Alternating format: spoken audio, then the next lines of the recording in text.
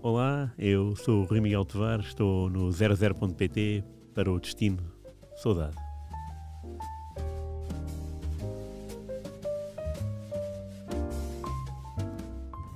Episódio 9 do Destino Saudade, com o professor Rui Miguel Tavares. E hoje, para variar um bocadinho, Rui, vamos até aos Jogos Olímpicos de 92. Verdade. Para uma modalidade que também é muito cara aqui no 00, mas que ainda, creio eu, não tínhamos falado sobre ela. Vamos a isso? Não, só futebol e hockey em patins. Hoje é basquetebol. Bom dia, mais uma vez um prazer estar contigo. Muito obrigado. Professor Pedro Cunha. E para falar da epopeia que foi, faz agora 30 anos, da grande aventura do Dream Team, do verdadeiro Dream Team, em Barcelona, nos Jogos Olímpicos, ouro. Aliás, outra coisa não tinha que ser. Não seria de esperar, depois do fiasco de Seul 88. É curioso porque Seul 88 marca de facto uma diferença no basquetebol do Olímpico, porque a partir daí antes era amador, a partir daí houve conversações para que os profissionais também entrassem, daí depois a entrada de Magic, Larry Bird, Michael Jordan. Lista e aí é de facto é irrepetível. De facto, aqui era mesmo de facto o Dream Team. Era mesmo. Eu estive em 2016, desculpa interromper, claro. nos Jogos Olímpicos, a acompanhar o Dream Team versão 2016, Sim. Com bons jogadores, mas isso aqui era o creme de la creme. Isto era mesmo. Estamos a falar já agora muito rapidamente: Magic Johnson, dos Lakers, Charles Barkley, dos Suns, Chris Mullin, Warriors, John Stockton e Karl Malone, dos Utah Jazz, Clyde Drexler, dos meus Portland Trail Blazers, Michael Jordan e Scottie Pippen dos Bulls, Larry Bird Celtics, Pat Ewing Knicks, David Robinson dos Spurs e depois o Christian Laettner, que jogava numa equipa universitária. Universitária de Duke, né? Tinha sido bicampeão em 91, 92 e é por isso que ele sai à frente do Shaquille O'Neal, que era outra proposta. Portanto, era de facto uma equipa fantástica e para ter um banco em cujo elemento vindo da universidade, ou era um ou era outro, dá para ver a qualidade. Eram jogadores, Larry Bird e Magic, que já estavam em final de carreira. Aliás, o Larry Bird tinha imensas dores nas costas, não pôde participar na cerimónia de abertura, porque era estar 2 horas de pé, e o Larry Bird não conseguia estar 2 horas de pé, então viu a cerimónia no seu registro habitual, que era deitado no quarto, deitado de barriga para baixo, não é? A ver por televisão. Magic Johnson foi o porta-estandarte. O Magic tinha sido um ano antes, novembro de 91, tinha dado a conhecer ao mundo que era seropositivo, que tinha o vírus HIV. E depois, juntos, foram de facto dinamite, né? Não ficaram na aldeia olímpica, ficaram num hotel. Esse hotel tinha 24 por 7 pessoas à espera deles. À caça de um autógrafo, de uma fotografia, de um toque, né? Estamos em 92, não sei se já havia selfies, mas a verdade é que quando vemos essa equipa e depois começamos a ouvir as histórias, o treinador era o Chuck Daly, tinha sido bicampeão pelos Pistons, ele Detroit próprio Pistons. Uma estrela, não é? Sim. Dessa NBA. Dessa NBA. Curiosamente, os Pistons não têm nenhum elemento nessa equipa, nesse 12. Era para estar o Isaiah Thomas, mas Isaiah Thomas era muito teimoso, era como jogador sensacional, não é? Mas como pessoa tinha muitos vínculos, tinha muitos anticorpos. Por exemplo, o Michael Jordan não apreciava o Isaiah Thomas porque nos inícios do Michael Jordan da NBA os Pistons calharam com os Bulls e há um jogo em que os Bulls ganham e a 4 segundos do fim toda a equipa dos Pistons se vai embora. Isso foi uma desfeita. É uma desfeita. E o Michael Jordan deve ter ficado doido. Pronto, a partir de agora Estás a referir-te aos Bad Boys. Sim, Bad Boys, claro. Sim. Cujo, Rodman, Bill Laimbeer. Cujo expoente máximo era o Bill Laimbeer. Intragável. Era bad boy. Pois, talvez o Isaiah aí seja o menos truculento, mas depois tinha uma língua muito afiada. Portanto, dei o exemplo do Michael Jordan, ao exemplo do Larry Bird, quando o Larry Bird fazia as suas exibições, que eram todas, quase todas sensacionais. Houve um momento em que o Isaiah Thomas disse se ele fosse negro não teria tanta atenção. E isso caiu mal, obviamente, né? Claro. E depois há a relação com o Magic, que sempre foi muito forte. Aliás, na primeira final não, numa das finais em que os Lakers perdem com os Celtics, tanto Magic contra Larry Bird, o Magic ainda não havia voo charter, portanto vê lá o tempo é que isso foi, né? Início dos anos 80, os Lakers tiveram que pernoitar em Boston e tiveram que levar com a festa da cidade de Boston. E o Magic ficou trancado no seu quarto com o Isaiah Thomas. Era grande amigo dele. Sempre foram grandes amigos. A partir do momento em que ele anuncia que tem o vírus da HIV, o Isaiah Thomas começa a duvidar do Magic. E a duvidar ao ponto da sua masculinidade. Porque dizia-se que o vírus era só contraído por... Na altura, homossexuais. E o Magic ficou devastado com essa pergunta do Isaiah Thomas. Aliás, a conversa foi: então, mas eu sou o Magic, né? Tu sabes como é que eu sou, não é? Portanto, o Magic era aquela pessoa que irradiava simpatia, fascínio, era aquela pessoa que te agarrava no primeiro momento. E o Isaiah Thomas respondeu: sim, mas eu só te conheço em Los Angeles. Portanto, pensava que ele fora de Los Angeles pudesse fazer coisas que não me passavam pela cabeça. Seria impossível a convivência com o Isaiah? Não, impossível mesmo. Impossível. Portanto, descartado o Isaiah ganhou forma aquele 12 e quando eu falei do Chuck Daly foi para dizer que o propósito dele era: a equipa é tão boa que eu vou tentar fazer os Jogos Olímpicos todos sem pedir um único time-out. Isso aconteceu, de facto. Ele nunca pediu nunca pediu um time-out. E o curioso é que naquela campanha em Barcelona, só uma vez os Estados Unidos estiveram em desvantagem. Uma vez. 25-23 com a Croácia na final, na primeira parte.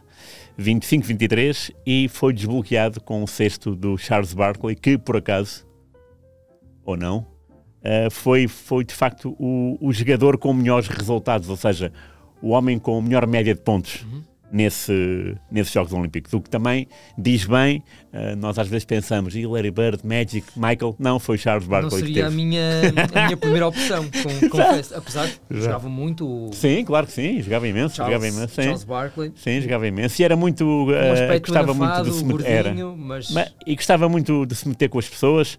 No primeiro jogo teve azar com Angola, porque deu uma cotovelada num jogador angolano. Agora não sei se foi o Guimarães. Não me lembro. José Carlos Guimarães, que foi no Benfica há muitos anos. Acho que foi, mas posso estar equivocado. E o Michael Jordan perguntou-lhe no final: porquê? Porque isto é um jogo e eu tenho que ser assim, Michael Jordan. Sim, então, por isso mesmo, por ser um jogo, não tem que ser assim. Michael Jordan era mais prático. Mas é incrível, Rui, recuperar estas personagens 30 anos depois. Não, isto dava um episódio por jogo, se a gente pudesse. Magic. Estamos mesmo aqui a falar, se fizermos uma lista dos 10 melhores de sempre da NBA, estarão aqui se calhar 5 ou 6 deles. Diria que sim. E esses Jogos Olímpicos também promoveram um aspecto muito interessante, que foi a improvável amizade entre o Pat Ewing e o Larry Bird. Eram Knicks, Celtics. Né? Sim. Eram velhos conhecidos do corte, mas pelo menos ao Larry Bird não passava pela cabeça ser amigo dele. E de repente começa ali uma relação interessante. Começam a estar juntos, a conviver com as famílias também.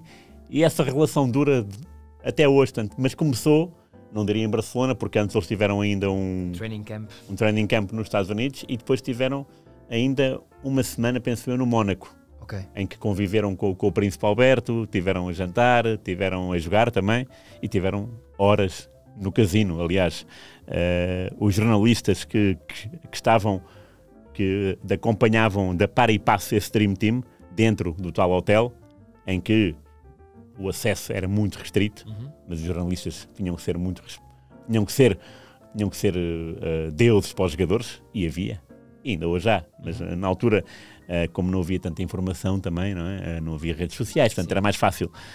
Os jornalistas disseram que o dia do Michael Jordan, antes de entrar no corte para a final com a Croácia, aliás, a noite, era noite a jogar cartas, a jogar bilhar, com do resto do Dream Team, lá numa sala. Imaginar essa cena Não, e depois é incrível. Foi jogar golfe de manhã, voltou, tomou banho e foi jogar. Este foi o dia de Michael Jordan, portanto, zero concentração no sentido de Descanso. Dormir bem, pequeno almoço, não. Jogar golfe, foi jogar golfe no dia da final. Impressionante.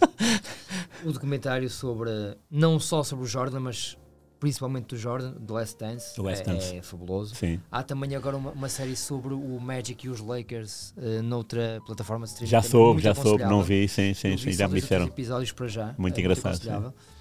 Mas eu queria falar sobre isto porquê, Rui? Porque a minha paixão pela NBA cresce um bocadinho através da voz do Carlos Barroca, aos sábados à tarde, claro. Que havia um programa um segmento sobre aquilo, e também porque tínhamos em Pedras Ruas, onde eu cresci, um jogo do Commodore Amiga, que era o computador da moda, que se chamava TV Sports Basketball, que já tinha nomes verdadeiros e equipas verdadeiras. Boa. Na altura aquilo era impressionante. Sim. E eu gosto muito dos Blazers, porque aquilo calha em 91 e 92, quando os Blazers estão muito fortes, vão 2 vezes às finais. O Clyde Drexler, Terry Porter, Kevin Durant faziam parte dessa equipa, e a minha paixão nasce assim. E a tua? A questão era essa. Como é que começas a olhar para a NBA? Também me lembro desse programa, muito bem, não é? Lembro-me também daquelas músicas que passavam entre os resumos ou entre os features, não é? Eu lembro-me uma que era do Joe Cocker, You Are So Beautiful, era só imagens em câmera lenta. É a mais marcante de todas. Deve ser, não é? Pronto. É lindo. E cresci a ver isso, mas fiz a coleção da Panini dessa altura também. Lembro-me de um jogo de basquetebol, acho que Spectrum, que era o Fernando Martín, que era o basquetebolista espanhol.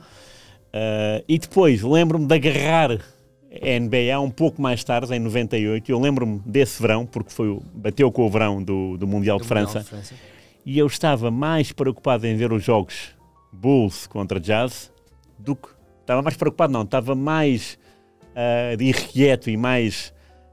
de pensar nas horas que faltavam para ver essas finais, do que propriamente para o Mundial de Futebol, que devia ser a minha natureza, mas não. De facto, o Michael Jordan contrariou a lógica. Michael Jordan, depois do outro lado era o Hornacek, o Karl Malone, o Stockton, que eram que me tiravam do sério durante a noite, porque eu estava mesmo pelos Bulls, não sei porquê. É uma coisa...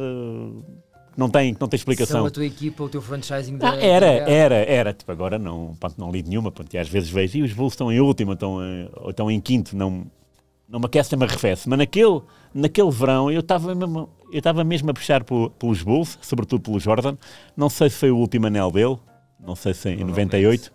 Sei que estive acordado sempre. A televisão portuguesa não passava aos jogos, eu via num canal alemão da Parabólica, não sei se era a DSF ou a ZDF, não me lembro, e ouvi aquilo com comentários alemães. E então era mais surreal ainda de madrugada estar a ver isso. E lembro-me das tantas, do comentador alemão estava na êxtase, não sei qual foi o jogo da final, mas era a final, e de repente da câmara focou o Leonardo DiCaprio.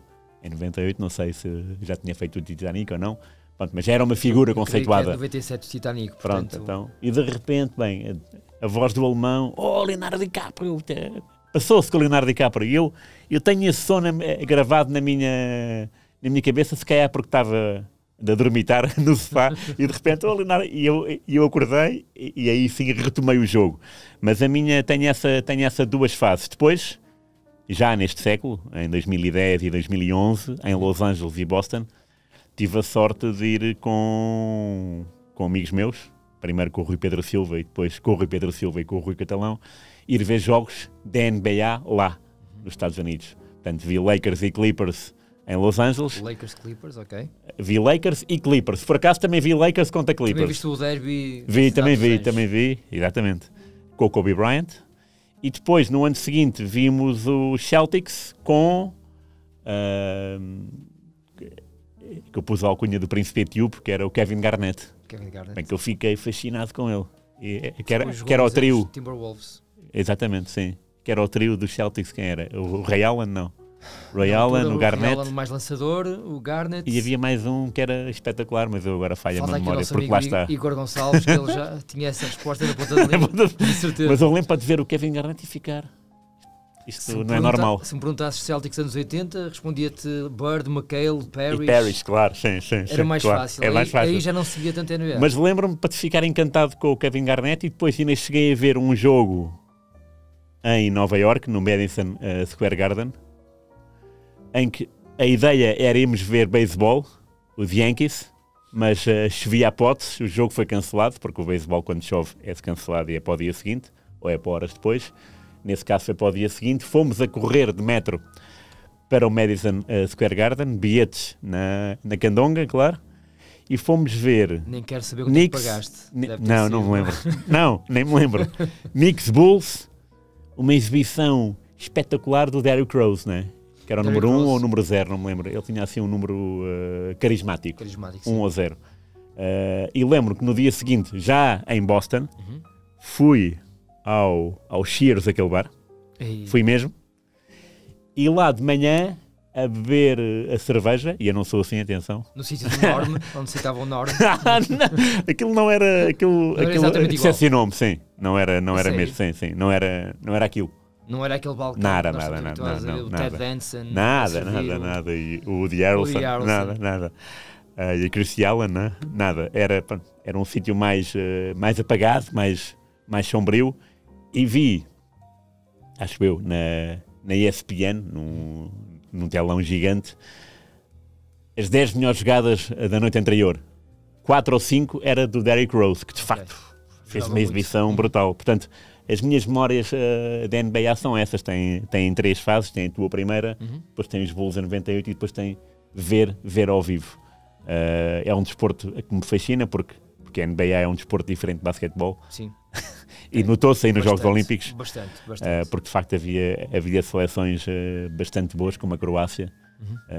E imagino que a Croácia daria muito mais luta se fosse uma equipa dos Estados Unidos da universidade, não é? Mas pronto, mas calhou mal. Em 2016, portanto, eu acompanhei... Quem é que era? Acompanhei o percurso dos Estados Unidos, penso que vi 3 jogos. Como é que se chamava?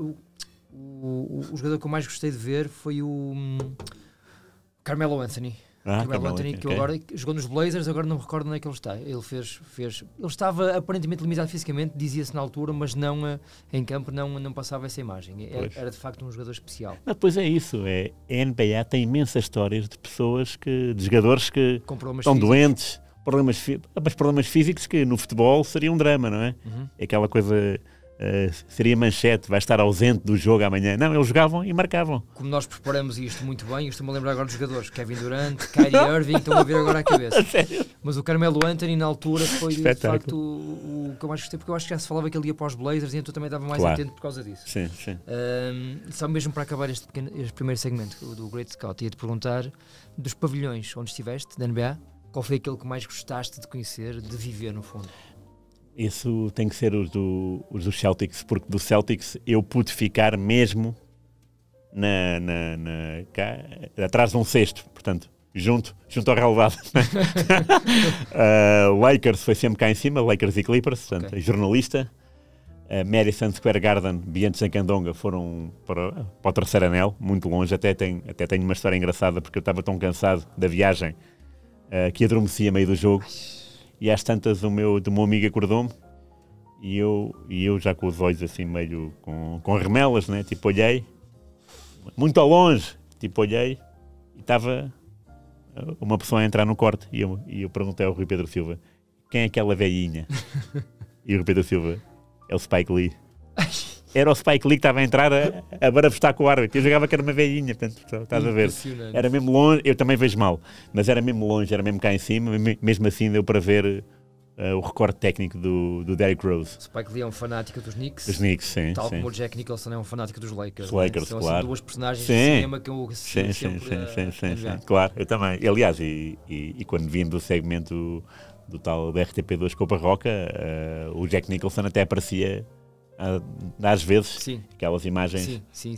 imagens sempre muito, muito vividas na nossa memória. E de facto tenho essa experiência do Celtic estar aqui. Talvez por isso também o Garnett me tenha impressionado tanto, porque estar a vê-lo aqui à minha frente é outra coisa do que estar a ver assim, picado, não é? Até porque tu às vezes no picado, pelo menos comigo na NBA, como eles têm aquele tronco no meio que dá imagens, e depois no intervalo faz aquelas macacadas todas, mesmo americana, né? O kiss cam. E às vezes eu não estava a olhar para o jogo, eu estava a olhar para a televisão. Para com isso, vê o jogo. Mas e a televisão aqui, eu, às vezes olhava para ver repetição de um lance ou isso. Mas Celtic, sim. E depois, pronto, eu também gostei mais de Boston do que Los Angeles. É uma cidade muito mais cozy, é mais europeia também. Não tem tantos arranha-céus, a não ser na downtown. Boston não conheço. É muito engraçado. E então, talvez por isso também o meu fascínio. Nunca vi um jogo da NBA ao vivo, apesar de ter acompanhado a seleção dos Estados Unidos nos Jogos Olímpicos, e portanto fica já aqui apalavrado que eu gostava muito de fazer isso contigo um dia. Então vamos. Seria um dos meus desejos desportivos bora. que ainda me falta realizar. É claramente um desses. Fixe, ainda bem. Vamos a isso. Domingo Desportivo. Avançamos para o Domingo Desportivo, Rui, e continuamos aqui numa onda de basquetebol e de basquetebolistas. E este senhor é provavelmente, corrige-me se eu estiver enganado, o melhor basquetebolista brasileiro de sempre. Sim, garantidamente. Só não sei se é o melhor sul-americano, porque temos o Ginóbili, não é? Mas é um jogador muito carismático, jogou muitos anos, marcou muitos pontos.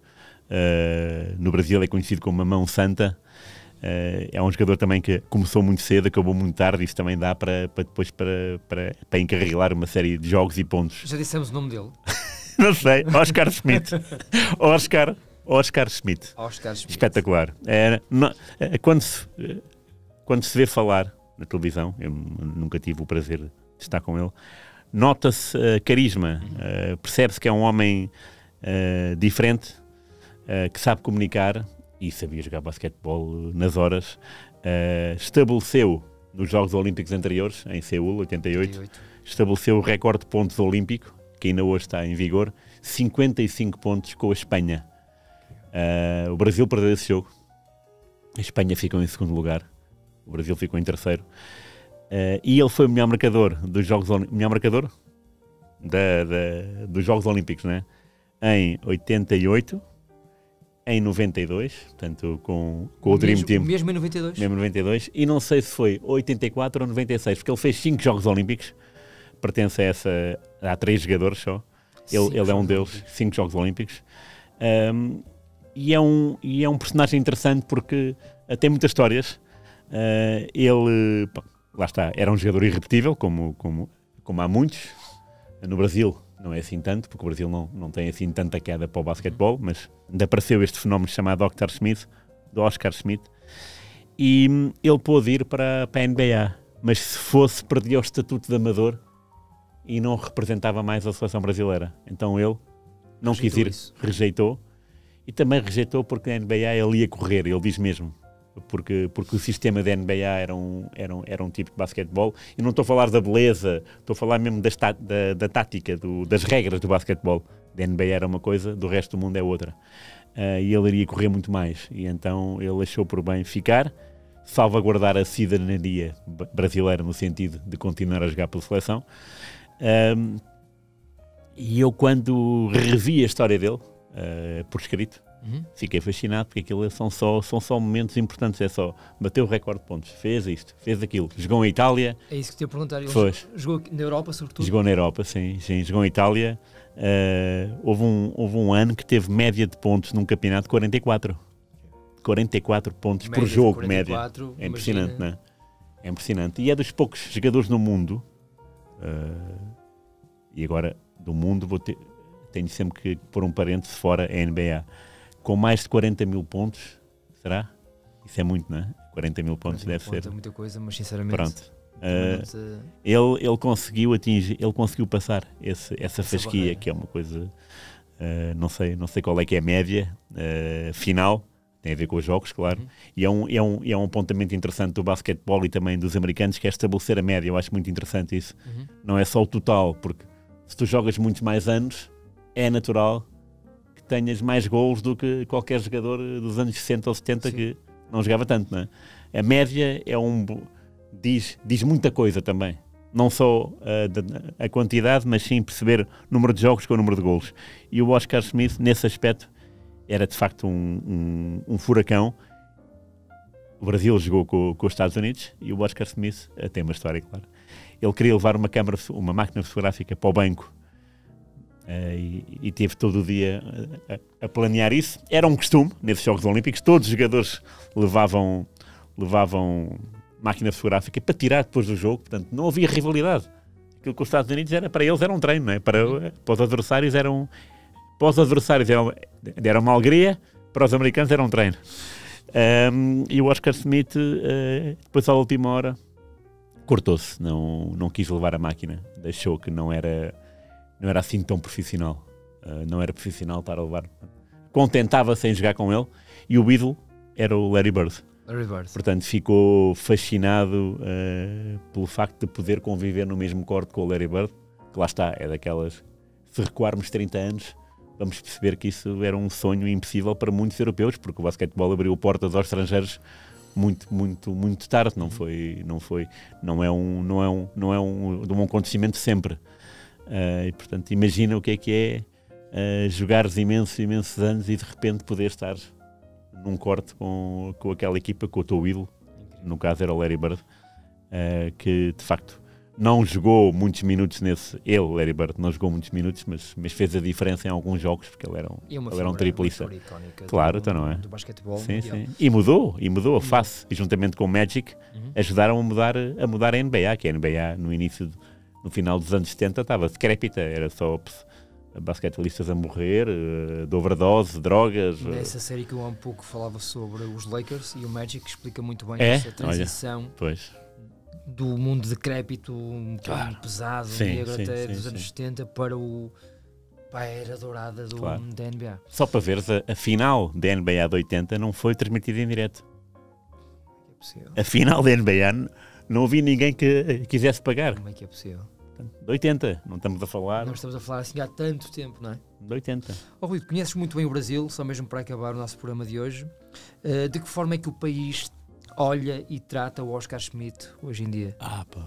Esse tipo de figuras que estão lá no alto, tipo Pelé, Marta, as jogadoras de futebol, são figuras quase inacessíveis. Só mesmo um jornalista ou outro é que tem um contacto. Um amigo jornalista mesmo. Sim. Isso nota-se. Chegar à fala não é nada fácil, mas o respeito é... Mesmo que a pessoa não conheça nenhum destes dados que eu disse, dos 55 pontos e que jogou em Itália, basta o nome Oscar Smith. Portanto, as pessoas nasceram com esse nome na cabeça, porque isto foi moldado pelos pais, pelos avós, pelos amigos, porque viram na televisão e então assumiram que é um craque e que é uma figura lá do alto. Eu até costumo dizer, se a minha avó sabe, é porque é uma figura conhecida. Tipo o Senna e o Prost. A minha avó sabia. Portanto o Senna teria algum mérito, não é? Em ser uma figura mundial. E no Brasil isso é um pouco assim. Tipo, o Brasil não é um país, é um continente. Tem muitos fusos horários. De facto, Rio, São Paulo e Minas Gerais é tudo ali. Mas depois há todo um mundo à volta que não... perdem-se horas de avião a viajar para Fortaleza, para Maranhão, para Manaus. Portanto, é mesmo, não é um país, é um continente. E é fascinante como é que uma figura como o Oscar Smith, que já desapareceu, que já não joga há imensos anos, continua a ser falada, porque é um craque imortal. Portanto, quando o Oscar desaparecer realmente, vai ser ainda mais falado e ainda mais lembrado. E os brasileiros têm essa memória coletiva, é muito forte, porque lá está, por não ser o país e por ser um continente, mais forte é essa memória. E eu tenho essa ideia de Senna, de Marta, de Pelé, Garrincha, sei lá, de Zico, não é? São ídolos de inalcançáveis e sempre falados. Um país maravilhoso para fechar a nossa nona edição. Nona edição. Estava a fazer contas de cabeça. Nona edição. Rui, muito obrigado. Nada, obrigado eu. Hoje afundaste, meteste triplos, tiveste uma exibição maravilhosa. Obrigado, amigos, tu também. Muito obrigado, até para a semana Até para a com semana. o irrepetível Rui Miguel Tovar. Obrigado, irrepetível Pedro.